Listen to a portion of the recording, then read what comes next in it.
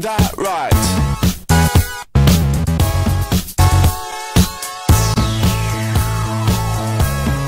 Get some colors on.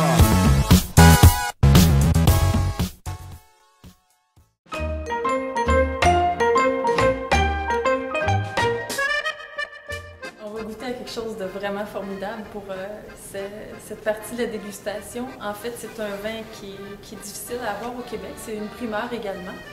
C'est le Colle d'Ila, le projet cru de la maison Ricasoli en Toscane. L'ancêtre du baron actuel, le baron Ricasoli, son ancêtre Bettino Ricasoli, en 1872, avait inventé la recette du Chianti. Donc, on a une partie d'histoire très importante dans ce vin-là. Et plusieurs siècles plus tard, le 32e baron a décidé de continuer dans la lignée de son ancêtre et a initié un projet, le projet cru, en fait avec des universités et des laboratoires de Toscane. Il a initié ce projet-là il y a 15 ans pour étudier le Sangiovese sur les terroirs. Comment le Sangiovese, ses multiples clones peuvent réagir sur différents terroirs. Donc c'est un projet de terroir pour le Sangiovese.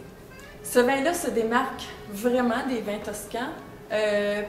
Premièrement, pour une question tout à fait technique, c'est un Chianti Classico avec 100% de Sangiovese.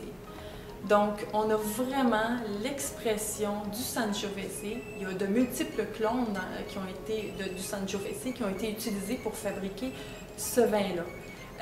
Mais c'est vraiment le Sangiovese à son meilleur, au bon moment, dans un terroir donné. Donc ce soir, on va déguster le millésime 2007, un millésime spécial parce que c'est le premier millésime mis en marché pour le projet cru du baron Ricasoli. Donc il faut en profiter parce que c'est les seules bouteilles disponibles au Québec. Donc c'est ce soir que ça se passe et vous allez voir, c'est un vin extraordinaire. Premièrement, on reste sur des arômes de fruits mûrs, un peu d'anis.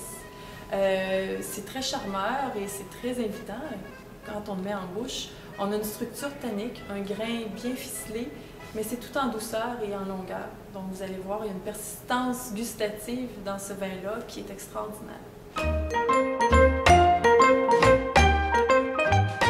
est rendu à notre 4e accord mets et vin. Alors on a le Colle d'Ila de la maison Ricasoli, qui est un très beau vin, une primeur d'ailleurs. Les dernières bouteilles vont être bues ce soir pour cette année, malheureusement. Et puis on a une belle côte de bœuf avec ça. On a mis des pâtes, ce qui est un petit peu étonnant pour un plat italien. Puis on va y revenir par la suite. Qu'est-ce que tu nous dirais là, des notes qu'on veut retenir en mariant ça avec une viande rouge comme la côte de bœuf? OK, bien, donc en fait, là, on se transporte en Toscane avec une appellation qu'on connaît tous, le Chianti Classico. Donc, ce qu'il y a dans ce vin-là, c'est du 100% Sangiovese.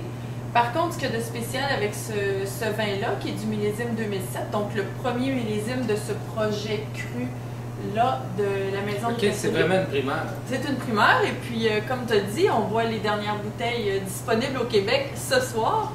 Et donc, ce Sangiovese-là compose la totalité du vin. Il n'y a pas d'assemblage.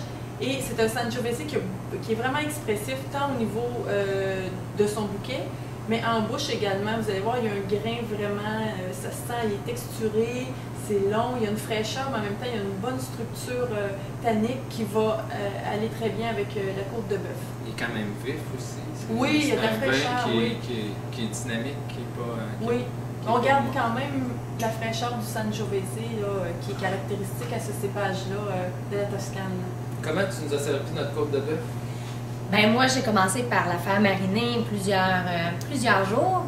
Je vais me garder un petit secret pour pas vous dire le nombre de jours, mais ça prend un minimum de 2 jours au moins là, pour avoir une bonne tendreté de la viande. Puis, idéalement, on la sert saignante.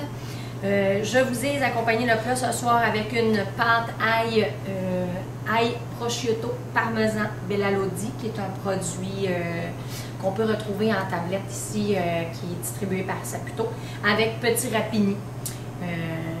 On a un filet d'huile d'olive pour compléter le tout, pour aller vraiment juste donner un plus à la viande. Puis le morceau de citron pour les aventuriers va être servi ou va être utilisé avec la viande.